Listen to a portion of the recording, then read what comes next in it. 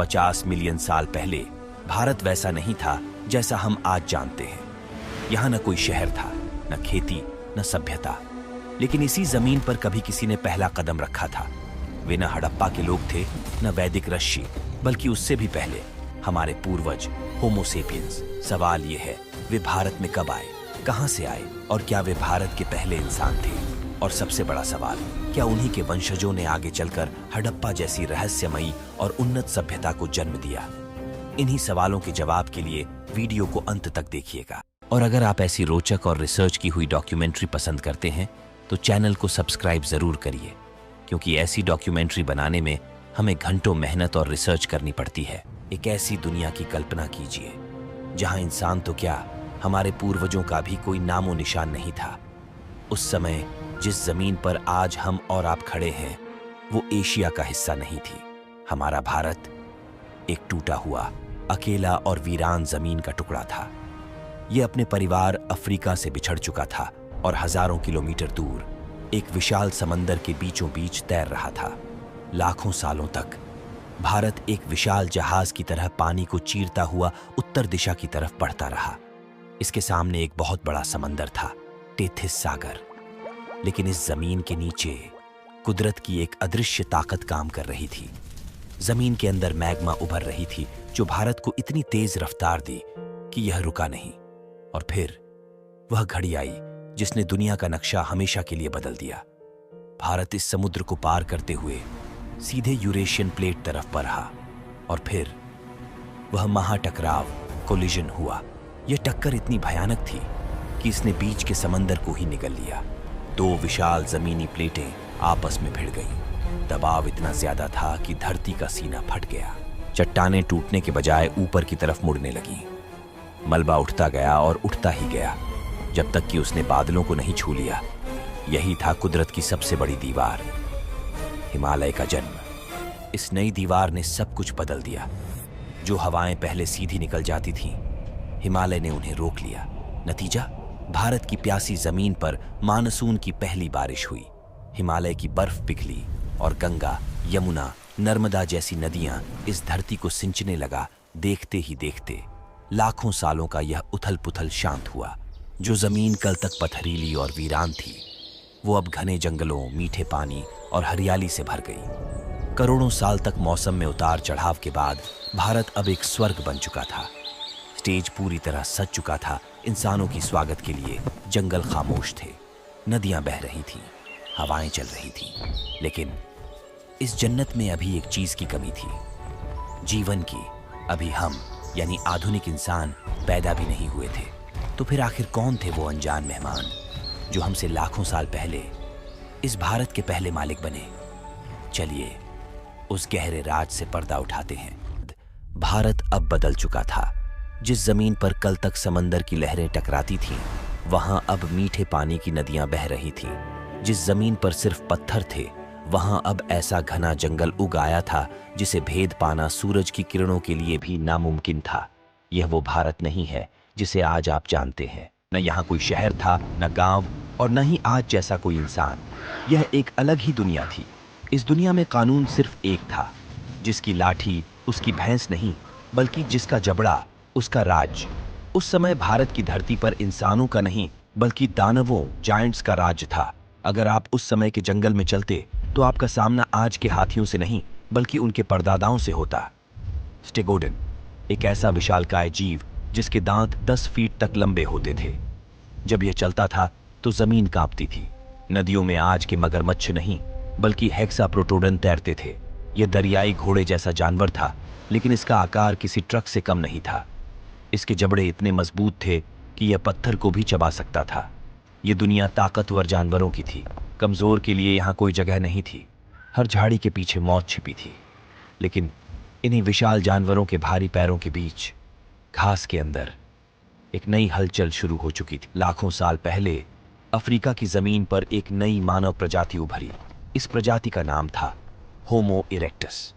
यही वह इंसान था जिसने पहली बार पूरी तरह 2 पैरों पर चलना शुरू किया।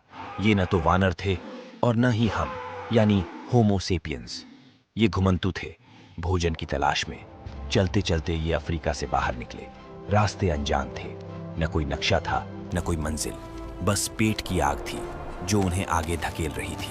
और आज से करीब 15 से 20 लाख साल पहले इन्हीं निडर यात्रियों के एक समूह ने भारत की धरती पर अपना पहला कदम रखा।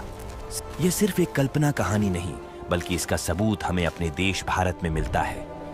चेन्नई के पास एक जगह है, अत्तिरंपक्कम। यहाँ जमीन के नीचे वैज्ञानिकों को पत्थरों का एक खजाना मिला। ये साधारण पत्थर नहीं थे, इन्हें तराशा गया था। इनके किनारे धारदार थे। वैज्ञानिकों ने जब इनकी उम्र पता की तो वे सन्न रह गए। ये औजार 15 लाख साल पुराने थे, यानी आधुनिक इंसान के पैदा होने से बहुत पहले। यहाँ कोई ऐसा था जो दिमाग का इस्तेमाल करना जानता था। और सबूत सिर्फ पत्थरों तक सीमित नहीं है। 1982 मध्य प्रदेश की नर्मदा घाटी के हथनोरा गांव में एक आर्कियोलॉजिस्ट अरुण सोनाकिया को एक खोपड़ी का हिस्सा मिला। यह भारत के इतिहास की सबसे बड़ी खोज थी। यह खोपड़ी किसी जानवर की नहीं थी, यह एक मानव पूर्वज की थी। इसे नाम दिया गया नर्मदा मानव। ये लोग कैसे दिखते थे? इनका माथा हमसे छोटा था, यानी दिमाग थोड़ा कम विकसित था, लेकिन इनका जबड़ा बहुत मजबूत था। इनकी आईब्राउज बाहर की तरफ निकली हुई थी। इनका शरीर किसी एथलीट जैसा गठीला था। इनके पास हमारी तरह भाषा नहीं थी, इनकी भाषा थी इशारे और आवाजें। इनका सबसे बड़ा हथियार था हैंड एक्स, एक नाशपाती के आकार का पत्थर जिसे ये अपनी मुट्ठी में पकड़ते थे। यही इनका चाकू था, यही इनका हथौड़ा था। बिना बंदूक, बिना लोहे के हथियार के, सिर्फ पत्थरों के दम पर ये लोग विशाल हाथियों और दरियाई घोड़ों का शिकार करते थे। ये डरते नहीं थे। इन्होंने भारत के हर कोने को छान मारा था, उत्तर से दक्षिण तक, नर्मदा के तट से लेकर गोदावरी के जंगलों तक। इन्हीं का राज था लाखों सालों तक। भारत के जंगलों में इन्हीं की हुंकार गूंजती रही। इन्हें लगा कि ये इस धरती के मालिक हैं। इन्होंने बाढ़ को हराया था, सूखे को हराया था और बड़े बड़े जानवरों को हराया था। ऐसा लग रहा था कि इनका वंश अमर रहेगा, लेकिन उन्हें खबर नहीं थी। कुदरत अपनी आस्तीन में एक खंजर छिपाए बैठी थी। हजारों मील दूर, समंदर के उस पार, इंडोनेशिया के एक द्वीप पर, धरती के नीचे एक दानव जाग रहा था। यह एक ऐसा टाइम बम था जिसकी टिक टिक शुरू हो चुकी थी, और जब यह फटने वाला था तो यह इन ताकतवर आदिमानवों की पूरी दुनिया को सिर्फ राख के ढेर में बदलने वाला था। वो क्या चीज थी जिसने भारत के पहले मालिकों को इतिहास के पन्नों से मिटा दिया? और कैसे उस विनाश ने हमारे यानी आधुनिक इंसान के लिए रास्ता खोला, जो आज खुद को हम भारतीय कहते हैं। हजारों मील दूर, समंदर के उस पार, इंडोनेशिया के सुमात्रा द्वीप पर धरती का सीना फटने वाला था। एक पहाड़ नहीं, बल्कि एक राक्षस जाग चुका था। टोबा सुपर वॉल्केनो की धमाका इतना जोरदार था कि इसकी आवाज 3000 किलोमीटर दूर भारत तक सुनाई दी होगी। हिमालय की चोटियां भी कांप उठी होंगी। लेकिन असली खतरा वो आवाज नहीं थी। असली खतरा वो था जो हवा के साथ उड़कर आ रहा था। कुछ ही घंटों में भारत का नीला आसमान गायब हो गया। दोपहर के वक्त रात जैसा घुप अंधेरा छा गया और फिर आसमान से गिरने लगी सफेद मौत। ये बर्फ नहीं थी, ये राख वॉल्केनिक ऐश थी। कल्पना कीजिए, जब उन आदिमानवों ने सांस ली होगी तो उनका दम घुटने लगा होगा। नदियां जो कल तक जीवन देती थी, अब कीचड़ और जहर बन चुकी थी। पेड़ पौधे मर गए, जंगल वीरान हो गए। भारत जो एक गर्म देश था, अचानक बर्फ जैसा ठंडा पड़ गया। इसे विज्ञान कहता है वॉल्केनिक विंटर। अब यहाँ एक बहुत बड़ा सवाल उठता है, वो आदिमानव जो लाखों सालों से यहाँ के बेताज बादशाह थे, वो इस मुसीबत से क्यों हार गए? वे तो बहुत ताकतवर थे, फिर उनका वंश क्यों मिट गया? उनकी मौत का कारण कोई और नहीं, बल्कि उनका अपना शरीर और दिमाग बन गया। देखिए, उनके हारने की 3 बड़ी वजहें थीं। पहली वजह, उनके शरीर की बनावट। उनका शरीर पहलवानों जैसा भारी और गठीला था। यह शरीर एक बड़ी गाड़ी की तरह था, जिसे चलने के लिए बहुत ज्यादा पेट्रोल यानी एनर्जी चाहिए थी। जब तक जंगल हरे भरे थे, सब ठीक था, लेकिन जब खाना खत्म हुआ तो उनका बड़ा शरीर ही उनका सबसे बड़ा दुश्मन बन गया। वे कम खाने में जिंदा नहीं रह सकते थे। उनकी ताकत ही उनकी कमजोरी बन गई। दूसरी वजह थी उनके पुराने हथियार। कड़ी सर्दी और बदलाव के बाद जंगलों से बड़े जानवर खत्म हो गए। लेकिन उनके हाथों में अब भी भारी पत्थर के हथियार ही थे, जो सिर्फ बड़े जानवरों के लिए बने थे। छोटे जानवरों के सामने ये हथियार बेकार हो गए। और तीसरी, सबसे बड़ी वजह, कल की चिंता न करना दिक्कत यह थी कि वे सिर्फ आज में जीते थे। उनके पास हम जैसा दिमाग नहीं था जो मुसीबत आने से पहले प्लानिंग कर सके। उन्हें खाना जमा करना नहीं आता था। उन्हें यह समझ नहीं आया कि कल क्या होगा। और देखते ही देखते एक पूरी प्रजाति, जो कल तक भारत की मालिक थी, वो भूख, ठंड और अंधेरे में घुट घुट कर खत्म हो गई। यह विनाश अंत नहीं था, यह एक नई शुरुआत की तैयारी थी। राख से ढकी इस भारत की धरती पर अब एक नई प्रजाति कदम रखने वाली थी। एक ऐसी प्रजाति जिससे आज हम सब जुड़े हैं, होमो सेपियंस। टोबा का महाविस्फोट सिर्फ भारत को ही नहीं झुलसा गया था। सैकड़ों साल बाद भी उसकी राख और सर्दी की मार अफ्रीका तक पहुंची चुकी। जिस धरती ने लाखों सालों से इंसान को पाला था, वही धरती अब उसे बोझ लगने लगी थी। जंगल सूख रहे थे और इसी धरती पर एक प्रजाति अब सांस लेने के लिए भी संघर्ष कर रही थी, होमो सेपियंस। जरा उस समय के इंसान के बारे में सोचिए। वह कोई योद्धा या विजेता नहीं था। वह बस एक पिता था जो सुबह शिकार पर निकलता और शाम को खाली हाथ, झुकी हुई नजरों के साथ लौटता था। वह एक माँ थी जो अपने बच्चे की प्यास बुझाने के लिए बूंद बूंद पानी के लिए तरस रही थी। अफ्रीका, उनका अपना घर, अब उन्हें पाल नहीं सकता था। उनके पास दो ही रास्ते थे, या तो यहीं रुककर धीरे धीरे इतिहास से मिट जाएं, या फिर उस अनजान क्षितिज की ओर बढ़ें, जहां शायद मौत हो, लेकिन शायद जिंदगी की एक उम्मीद भी। और फिर भूख ने उन्हें वह फैसला लेने पर मजबूर कर दिया जो शायद इंसानियत के इतिहास का सबसे बड़ा फैसला था। एक पूरा जनसमूह, बच्चे, बूढ़े, जवान, अपना सब कुछ समेट कर चल पड़े। चलते चलते वे जमीन के आखिरी छोर पर आ गए। सामने लाल सागर था, जहां पानी ही पानी, और आगे कुछ भी नजर नहीं आ रहा था। विज्ञान कहता है कि उस समय हिमयुग आइस एज के कारण समंदर का स्तर नीचे था। अफ्रीका और अरब के बीच की दूरी आज के मुकाबले बहुत कम थी, लेकिन उन लोगों के पास न कोई नक्शा था, न कोई बड़ी नाव। उनके लिए वह छोटी सी दूरी भी मौत के कुएं जैसी थी। इसे आज हम बाब अल मंदब कहते हैं।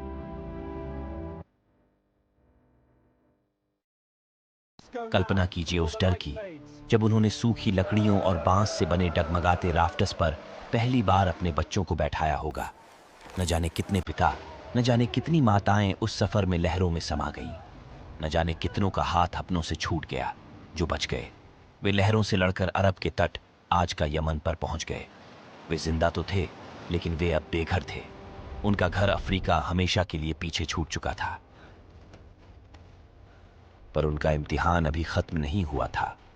अरब की जमीन भी सूखी और पथरीली थी। रेगिस्तान उन्हें निगलने के लिए तैयार खड़ा था। इसलिए उन्होंने एक समझदारी दिखाई। वे जमीन के अंदर नहीं गए, वे समंदर के किनारे किनारे चलते रहे। इसे हम तटीय प्रवास, कोस्टल माइग्रेशन कहते हैं। समंदर, जिसने उनके अपनों को छीना था, अब वही उनका सहारा बन गया। उसने उन्हें खाना दिया, मछलियां, केकड़े, सीपियां। वे चलते रहे, 1 साल नहीं, 100 साल नहीं, बल्कि हजारों सालों तक। यह सफर एक पीढ़ी की नहीं, कई पीढ़ियों तक पूरब दिशा की ओर चलते रहे, बस एक ही उम्मीद में कि कहीं तो ऐसी जमीन होगी जो घर जैसी लगे। और फिर आज से लगभग 65,000 साल पहले उन यात्रियों के वंशजों को हवा में एक बदलाव महसूस हुआ। यह धूल की आंधी नहीं थी, यह ठंडी हवा थी। वे भारत की दहलीज पर खड़े थे। टोबा की राख, जिसने हजारों साल पहले यहां जीवन खत्म कर दिया था, अब वही राख उपजाऊ मिट्टी बन चुकी थी। कुदरत ने अपने घाव भर लिए थे। सूखे पेड़ों की जगह हरे भरे जंगलों ने ले ली थी। नदियां मीठे पानी से लबालब बह रही थीं। जब उन थके हुए यात्रियों ने सिंधु और सरस्वती की उस हरी भरी धरती पर पहला कदम रखा होगा।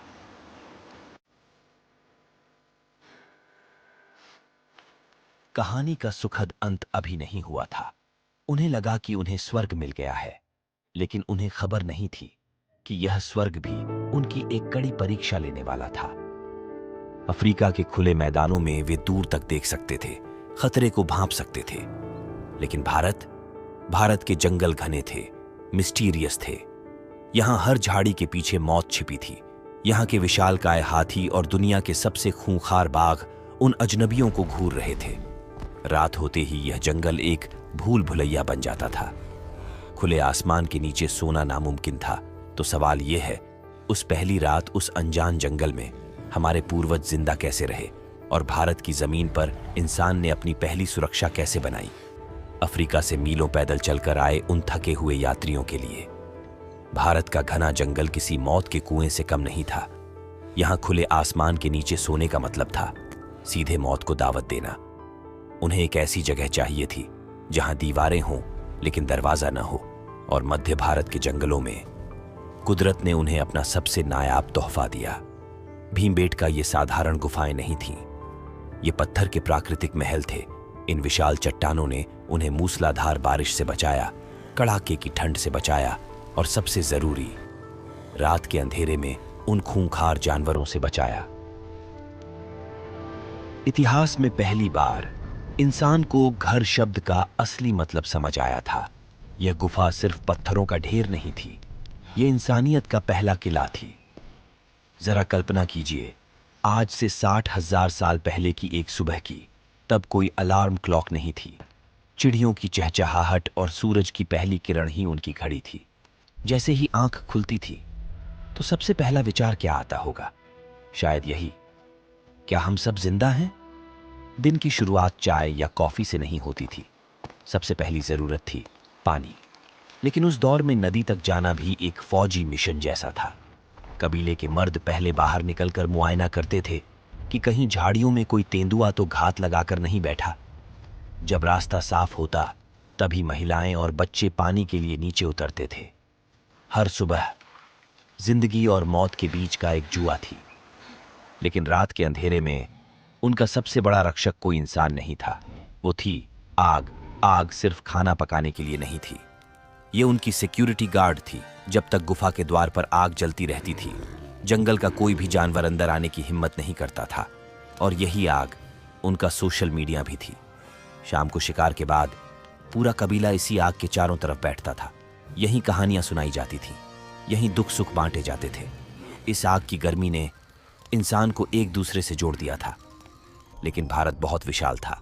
जैसे जैसे इंसान फैला, उसे अलग अलग चुनौतियों का सामना करना पड़ा। विंध्य और हिमालय के पास रहने वालों को ठंड का सामना करना पड़ा, इसलिए वे गहरी गुफाओं में रहते थे और आग पर ज्यादा निर्भर थे। वहीं जो लोग साउथ इंडिया में कर्नाटक आंध्र की तरफ गए, वहां मौसम गर्म था, वहां उन्हें गहरी गुफाओं की जरूरत नहीं थी। वे ग्रेनाइट की पहाड़ियों के नीचे या कभी कभी खुले में झोपड़ियां बनाकर रहते थे। वहां जीवन थोड़ा खुला था, लेकिन खतरा वहां भी कम नहीं था। उस दौर में कोई राजा नहीं था, कोई नौकर नहीं था, सब बराबर थे। अगर कोई बीमार पड़ता तो पूरा समूह उसकी देखभाल करता। अगर कोई बच्चा अनाथ हो जाता तो पूरा कबीला उसे गोद ले लेता। वे समझ चुके थे कि इस खतरनाक दुनिया में अकेला इंसान कमजोर है, लेकिन एक समूह अजेय है। यही एकता उनकी सबसे बड़ी ताकत थी। उनके पास घर था, उनके पास आग थी, उनके पास एक दूसरे का साथ था। लेकिन एक चीज की कमी थी, पेट की भूख। भारत के जानवर तेज थे और उनके पुराने भारी हथियार अब काम के नहीं रहे थे। तो फिर सवाल है, उन्होंने खुद की अस्तित्व बचाए रखने के लिए भारी पत्थरों से आगे बढ़कर पहला तेज ब्लेड कैसे बनाया? और उनकी वह मिसाइल टेक्नोलॉजी क्या था जो पल भर में जानवरों को खत्म कर देता था? आखिर कैसे? पत्थरों को तोड़ने वाले इंसान ने दुनिया का पहला ब्लेड बनाया। समय बदल रहा था, भारत के जंगल बदल रहे थे। अब वो विशाल और सुस्त जानवर जैसे स्टेगोडन इतिहास बन चुके थे, उनकी जगह ले ली थी। बिजली की रफ्तार से दौड़ने वाले हिरणों, चालाक खरगोशों और आसमान में उड़ने वाले पक्षियों ने। हमारे पूर्वजों के हाथ में जो भारी भरकम पत्थर के हथियार थे, वो इन नए जानवरों के सामने खिलौने बन चुके थे। जरा सोचिए, क्या एक भारी पत्थर से उड़ती चिड़िया को मारा जा सकता है? नामुमकिन। रोज शाम को जब शिकारी खाली हाथ थके हारे गुफा में लौटते तो वहां सन्नाटा छा जाता। कबीले का लीडर अपनी भूखी नस्ल को देखता होगा तो उसकी आंखों में सिर्फ एक ही डर होता होगा, अगर हमने बदलने में देर की तो हमारा इतिहास यहीं खत्म हो जाएगा। इंसान को जिंदा रहने के लिए एक तकनीकी क्रांति टेक रिवॉल्यूशन की जरूरत थी। और फिर संकट की उसी घड़ी में इंसान के दिमाग की बत्ती जली। उसने सोचा, हथियार का बड़ा होना जरूरी नहीं, उसका तेज और सटीक होना जरूरी है। उसने पत्थरों को तोड़ना बंद किया और उन्हें तराशना शुरू किया। उसने बनाए माइक्रोलिथ इंच भर के छोटे ब्लेड जैसे धारदार टुकड़े। पुरातत्व विज्ञान इसे सिर्फ पत्थर कहता है, लेकिन असल में यह उस जमाने की मिसाइल टेक्नोलॉजी थी। उन्होंने इन नन्हे जानलेवा पत्थरों को लकड़ियों और हड्डियों की नोक पर चिपकाया। अब उनके हाथ में भाला था, तीर और कमान था। अब वे झाड़ियों में छिपकर मीलों दूर से बिना आहट किए तेज रफ्तार हिरण का सीना चीर सकते थे। यह सिर्फ कहानी नहीं है। आज भी राजस्थान के बाघोर और मध्य प्रदेश के आदमगढ़ की मिट्टी में दबे ये हजारों साल पुराने नन्हे हथियार गवाही देते हैं कि इंसान ने अपने बाहुबल से नहीं, बल्कि अपनी अक्ल से अपनी भूख को हरा दिया था। क्या आप मान सकते हैं कि आज का सूखा महाराष्ट्र कभी शुतुरमुर्गों ऑस्ट्रिचेस का घर था? जी हां, महाराष्ट्र के पाटनी गांव में हमें शुतुरमुर्ग के अंडों के 25,000 साल पुराने छिलके मिले हैं।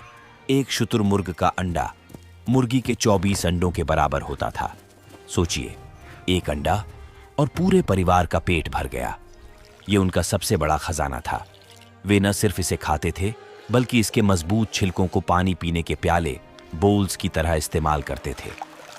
लेकिन जंगल में सिर्फ शिकार नहीं चल रहा था। गुफाओं के बाहर महिलाओं ने एक और मोर्चा संभाला हुआ था। जंगल हरियाली से भरा तो था, लेकिन हर पत्ती खाने लायक नहीं थी। हजारों सालों के तजुर्बे से उन्होंने सीखा कि कौन सा कंदमूल मीठा है और कौन सा जंगली चावल पकाया जा सकता है। यही वो सिलेक्शन था जो आगे चलकर खेती, एग्रीकल्चर की नींव बनने वाला था। वे धीरे धीरे समझ रहे थे कि नेचर की सुपरमार्केट से क्या खरीदना है। उस दौर में पैसा नहीं था, बैंक नहीं थे, लेकिन एक इकॉनमी शुरू हो चुकी थी। यह इकॉनमी भरोसे पर चलती थी। नियम कड़ा था। अगर आज शिकार तुम लाए हो तो तुम अकेले नहीं खाओगे, तुम बांटोगे। क्यों? क्योंकि कल शायद तुम खाली हाथ लौटो, तब कोई और तुम्हें अपना निवाला देगा। इसे आज हम शेयरिंग कहते हैं। यही वो आदत थी जिसने जानवरों की भीड़ को इंसानों का समाज बना दिया। लेकिन जंगल का सबसे कीमती और ताकतवर खजाना जमीन पर नहीं, बल्कि हवा में झूलता था।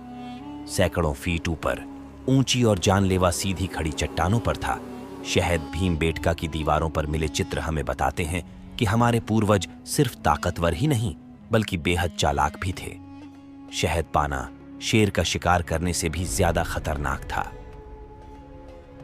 जरा सोचिए, उस आदिमानव के पास आज की तरह कोई सेफ्टी गियर नहीं था। वे पेड़ों की मजबूत लताओं और रेशों से रस्सियां बनाते थे। एक तरफ नीचे हजारों फीट गहरी खाई होती थी और दूसरी तरफ हजारों गुस्साए मधुमक्खियां। लेकिन इंसान ने दिमाग लगाया। वे जानते थे कि मधुमक्खियों से लड़कर नहीं जीता जा सकता, इसलिए उन्होंने धुएं, स्मोक का इस्तेमाल किया। वे मशाल जलाकर धुएं से मधुमक्खियों को शांत करते और फिर बहुत सावधानी से छत्ते से शहद निकाल लेते। यह सिर्फ स्वाद के लिए नहीं था। शहद उस दौर का सुपर एनर्जी फूड था, कुदरत का दिया हुआ सबसे शुद्ध ग्लूकोज। पेट की आग बुझ चुकी थी, लेकिन दिमाग में एक नई हलचल शुरू हो गई थी। आज भी मध्य प्रदेश की भीमबेटका की चट्टानों पर हजारों साल पुराने लाल रंग के निशान मौजूद हैं। आखिर क्या बनाया है उन्होंने इन दीवारों पर? कहीं शिकार करते हुए इंसान, तो कहीं नाचते हुए समूह और कहीं अजीबोगरीब जानवर। क्या यह सिर्फ सजावट थी या फिर इंसान के जादू और आत्मा से जुड़ने की पहली कोशिश? एक रात गुफा के अंदर गहरी खामोशी थी। बाहर बारिश हो रही थी, लेकिन आग के पास बैठा इंसान कुछ सोच रहा था। वह अपने हाथ को देख रहा था, फिर अपने साथी के चेहरे को, और फिर उस अंधेरी खुरदरी दीवार को। उसके मन में शिकार और पेट से परे कुछ सवाल तैरने लगे। मैं कौन हूं? ये जंगल, ये जानवर, ये तारे मुझसे क्या कह रहे हैं? इन सवालों का जवाब उस वक्त की किसी भाषा में नहीं था। इसलिए उसने एक लाल रंग का पत्थर उठाया, उसे पीसा और गुफा की दीवार पर एक लकीर खींच दी। यही था इंसान का पहला अक्षर। यही थी कला की शुरुआत। मध्य प्रदेश की भीमबेटका की गुफाओं में आज भी वो चित्र मौजूद है। लेकिन जरा सोचिए, उन्होंने वो चित्र क्यों बनाए? वह कोई आर्ट गैलरी नहीं थी, वहां कोई दर्शक आने वाला नहीं था। अंधेरी गुफाओं में मशाल की रोशनी में उन्होंने जानवरों के चित्र बनाए, नाचते हुए इंसानों के चित्र बनाए। शायद यह एक जादू था। उनका मानना था कि अगर वे दीवार पर शिकार को कैद कर लेंगे तो अगले दिन जंगल में भी शिकार उनकी मुट्ठी में होगा। ये चित्रकारी उनकी उम्मीद थी, उनकी प्रार्थना थी। लेकिन बदलाव सिर्फ दीवारों पर नहीं, उनके शरीरों पर भी हो रहा था। इंसान ने पहली बार खुद को सजाना शुरू किया। शुतुरमुर्ग के अंडों के छिलकों को घिसकर उनमें छेद करके उन्होंने मनके बनाए और गले में पहन लिया। यह फैशन नहीं था, यह पहचान, आइडेंटिटी थी। यह दुनिया को बताने का तरीका था कि मैं हूं, मैं अलग हूं, मेरी एक कहानी है। जानवर सिर्फ जीते हैं, लेकिन इंसान अपनी पहचान बनाना चाहता था। और फिर उन्होंने जीवन के सबसे कड़वे सच का सामना किया, मौत। जानवरों की दुनिया में जब कोई मरता है तो उसे वहीं छोड़ दिया जाता है। गिद्ध उसे खा जाते हैं, लेकिन हमारे पूर्वजों ने ऐसा नहीं किया। जब उनका कोई साथी, कोई बुजुर्ग या कोई बच्चा हमेशा के लिए सो गया तो उन्होंने उसे जंगल में नहीं फेंका। उत्तर प्रदेश के सराय, नाहर राय और महदहा में मिली हजारों साल पुरानी कब्रें हमें एक भावुक कहानी सुनाती हैं। उन्होंने गड्ढा खोदा, अपने प्रियजन को बहुत प्यार से उसमें लिटाया और ध्यान दीजिए, उन्होंने उसे खाली हाथ नहीं भेजा। उन्होंने उसके साथ उसका पसंदीदा भाला रखा, मांस रखा और गहने रखे। क्यों? क्योंकि इतिहास में पहली बार इंसान यह मान रहा था कि मौत अंत नहीं है। उन्हें लगा कि मरने के बाद भी एक सफर है, एक दूसरी दुनिया है, जहां उसे भूख लगेगी, जहां उसे हथियारों की जरूरत होगी। यही आत्मा का पहला विचार था, यही धर्म की पहली नींव थी। गुफाओं में कहानियां गूंजने लगीं। बुजुर्ग आग के पास बैठकर बच्चों को बताने लगे कि कैसे उन्होंने शेर का सामना किया, कैसे उन्होंने नदियां पार की। ज्ञान अब एक दिमाग से दूसरे दिमाग में जा रहा था। इंसान अब सिर्फ शिकारी नहीं था, वह एक चिंतक, थिंकर बन चुका था। वह सपने देखने लगा था। लेकिन ये घुमंतू जीवन, ये शिकार, ये गुफाएं अब पीछे छूटने वाली थीं। इंसान के इतिहास में एक ऐसा मोड़ आने वाला था जो सब कुछ बदलने वाला था। वह भोजन उगाने वाला था। गुफाओं से निकलकर खुले मैदानों में शहर बसने वाले थे। पत्थर की नालियां, विशाल स्नान गृह और हड़प्पा जैसी अद्भुत सभ्यता, जिसे देखकर आज का इंजीनियर भी सोच में पड़ जाए। लेकिन कहानी यहीं नहीं रुकती। सनौली और हस्तिनापुर की खुदाइयों से शाही रथ और हथियार मिले हैं, जो महाभारत में वर्णित पांडव कौरव युद्ध से मेल खाता है। तो क्या महाभारत सिर्फ एक कथा है या सच में इतिहास में घटित हुआ था?